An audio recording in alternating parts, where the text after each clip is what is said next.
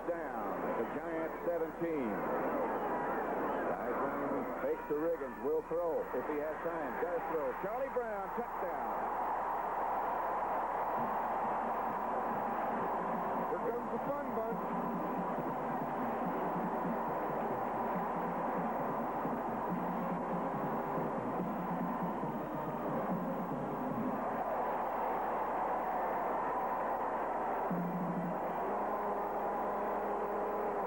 No celebration in the end zone. I don't know why.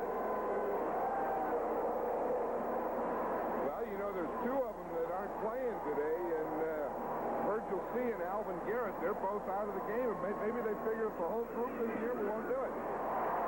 Mosley with the extra point. It's 7-0. 7-3, I'm sorry. This is that bootleg play. Remember where the guard and tackle pull one way, the other guard pulls the other way? That's how it starts. Here's Charlie Brown. It's his first catch of the day, and it's a touchdown.